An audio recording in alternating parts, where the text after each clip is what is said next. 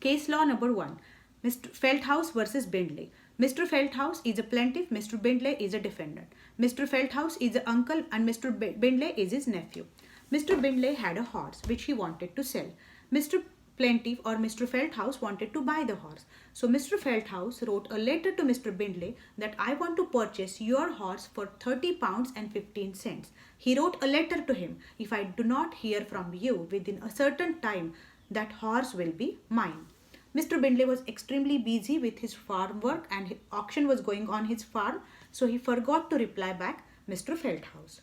Meanwhile, the auctioneer which was working in the farm, he sold that horse also. Okay.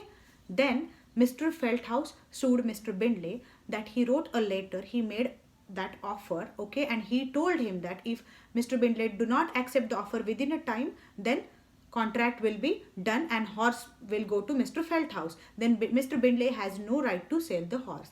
What was held by the court? It was provided by the court that offer was communicated from Mr. Felthouse to Mr. Bindley, but acceptance was not communicated from Mr. Bindley to Mr. Felthouse, and hence in this case no contract is there because acceptance was not communicated from other party, and that's why Mr. Bindley is under no legal obligation to pay Mr. Felthouse.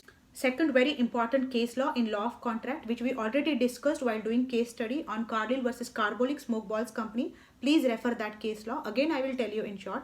It relates to general offer, okay, and acceptance of that offer. In this company, Carbolic Smoke Balls Company made an ad in the newspaper that whoever uses their product as per their instruction will not get influenza, and if they do get influenza, then company will pay them £100. In this case, Mrs. Carlill brought the product of a company and she used it as per the instruction and still she got flu, and that's why she sued the company. In this case, court provided that though offer was in general made to a world at large, Mrs. Carlill accepted the offer by purchasing the product and following all the instructions. She paid consideration also in the form of money which she paid while purchasing Carbolic balls. So this is a valid contract and Carbolic Smoke Balls Company is under an obligation to pay Mrs. Carlill. So this relates to general offer.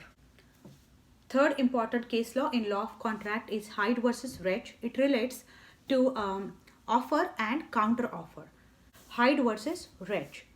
Wretch owed a farm. He wanted to sell his farm.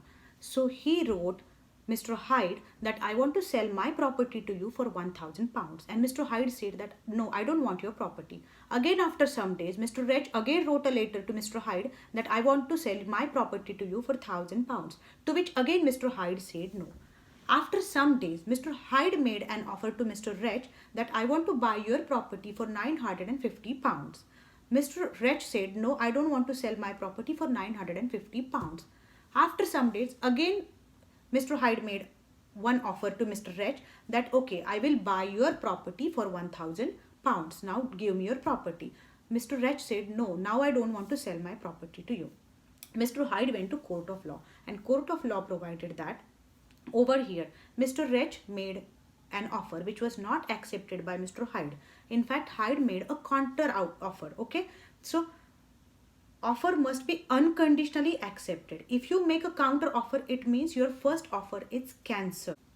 This is just offer and a counter offer. Counter offer is not acceptance of offer, but it is a different offer which was made by the other party. Hence, it is not a valid contract. Case number 4, Balfour versus Balfour. Family agreements are not contract. Agreement happened between husband and wife by which husband promised to pay his wife £100 per month as her allowances. Then after some time, differences started between them and wife sued husband in a court of law for those £100. Over here, court provided that this is just a family adjustment and this is not an actual agreement in the eyes of law because there is no intention to create legal relationship.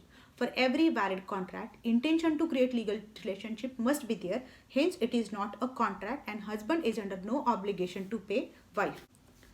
Fifth case law is Lalman Shukla versus Gauri Dutt. Communication of offer is necessary for every valid contract. So we know that offer must be there, which must be accepted by other party. Offer must be communicated to other party and acceptance must be communicated back to the offerer. In this case, communication was incomplete. This is a case between servant and master. Master's nephew was lost and master called servant and asked him to go out and find out his nephew. Servant went to find out a nephew. Meanwhile, master gave an advertisement that whoever finds his nephew will get a certain money reward from master.